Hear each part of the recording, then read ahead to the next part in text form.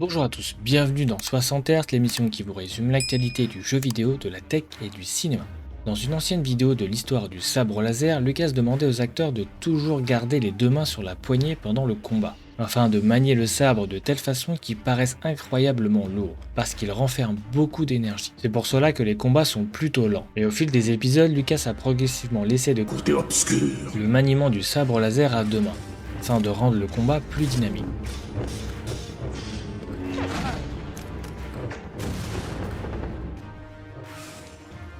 Le prochain jeu Star Wars Jedi Survivor intégrera visiblement un sabre laser encore plus puissant et surtout plus réaliste. Le démembrement des personnages humains seront de la partie. Dans le jeu précédent, ils étaient censurés. Ça ne sera a priori pas le cas dans la suite, on vérifiera ensemble le 28 avril, date de sortie du jeu. Comme vous le savez déjà, lors de la création d'un compte pour l'achat d'un produit, d'un abonnement ou pour les réseaux sociaux, on vous demande un identifiant et un mot de passe. Dans un second temps, on vous demande si vous voulez sécuriser votre accès à ce compte. Par un autre moyen, il existe plusieurs façons avec les applications d'authentification ou le plus connu, le SMS. Il a pour but de vous envoyer un code pour vérifier que vous êtes bien le propriétaire du compte. Twitter vient d'annoncer qu'à partir du 20 mars, seuls les abonnés à Twitter Blue, payants donc, pourront utiliser le SMS pour la vérification à 2 étapes. Pourquoi me direz-vous? Pour une question d'argent. L'envoi de SMS coûte cher et Twitter limite les dépenses en ce moment. Rassurez-vous, les autres options d'authentification comme les applications resteront gratuites. Depuis l'engouement de l'IA, l'intelligence artificielle, est difficile de passer à côté de DALL-E ou ChatGPT. Eh bien, un petit nouveau vient de faire son apparition. Il s'appelle Mario GPT.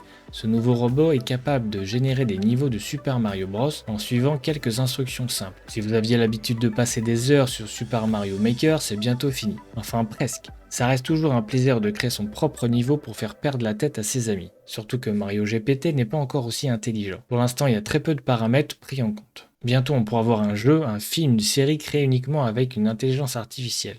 C'est fascinant et terrifiant à la fois. Dans un avenir lointain, à une époque de machines intelligentes, c'est le premier enfant robot programmé pour aimer et vivre au sein d'une famille.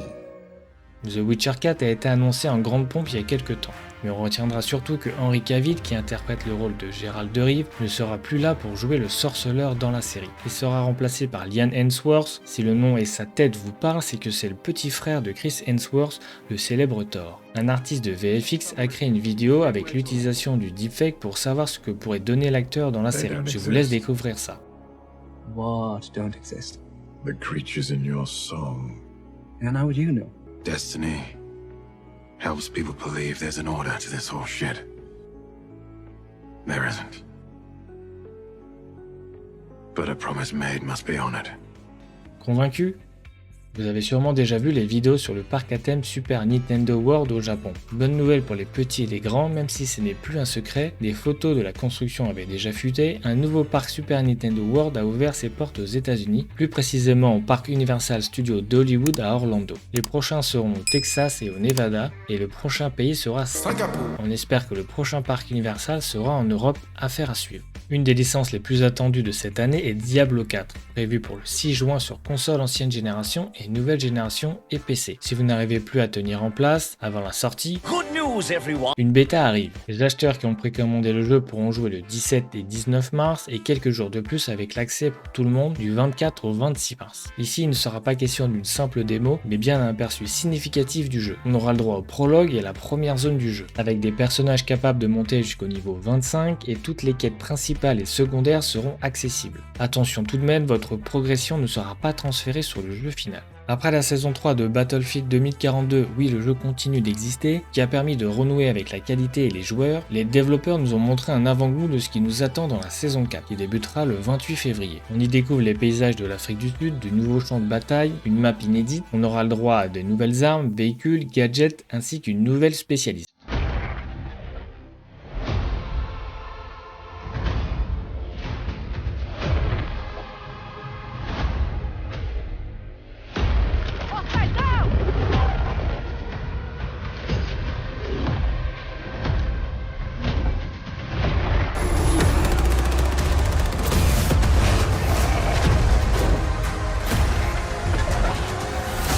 Blackout on the way.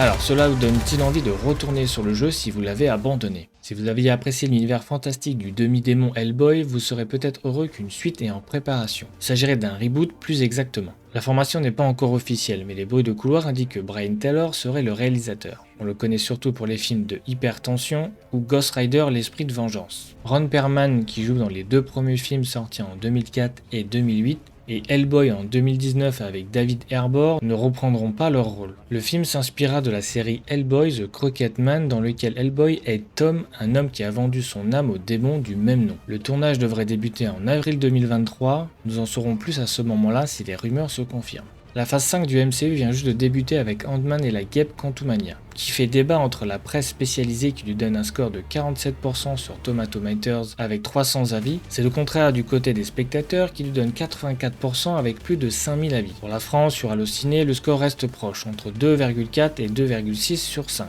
The Marvels, qui devait initialement arriver en juillet, est retardé pour le 10 novembre. Pour l'occasion, on a le droit à une nouvelle affiche du film. J'étais obligé d'en parler tant il a incarné des personnages cultes du cinéma, devenu le héros badass des années 80-90. Je parle bien sûr de Bruce Willis, avec les films les plus iconiques comme les Die Hard, Pulp Fiction, L'armée des 12 singes, Le 5e élément, Armageddon, Le 6e sens, ou bien encore Incassable. Comme vous le savez sûrement, l'année dernière, l'acteur a révélé qu'il souffrait d'aphasie, une condition entraînant une perte partielle voire complète de la capacité à s'exprimer et comprendre le langage écrit ou parlé. C'est pour cela que depuis quelques années, nous l'avons vu rarement dans des grandes productions et avoir des rôles majeurs à cause de son handicap. Mais à l'époque, on ne le savait pas, ce qui nous a fait relativiser sur les choix de certains films de série B. Récemment, la famille Willis a déclaré que le diagnostic avait évolué et que l'acteur souffrait en réalité de DFT. Il devrait du coup se faire rare à l'écran ou peut-être apparaître sur quelques caméos. Passe à la question du jour, avez-vous vu Ant-Man et la guêpe Quantumania et quelle serait votre note sur 10? Réponse dans l'onglet communauté ou en commentaire de la vidéo. Pour finir comme chaque épisode, je vous laisse avec la bande-annonce du jour, Lace of P, prévue en août. I am no fool.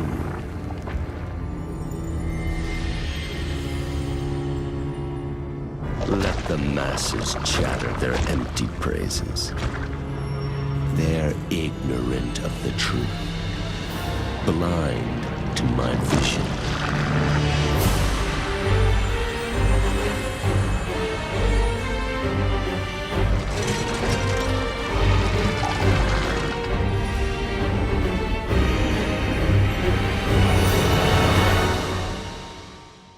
Is it not magnificent?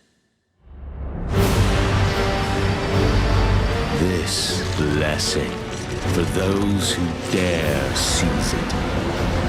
This key to a new paradigm, a new world. This moment to silence the fools forever. This is Ergo.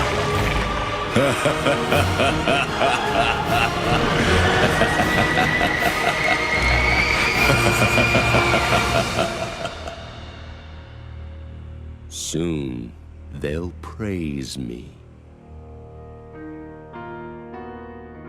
If they dare speak at all.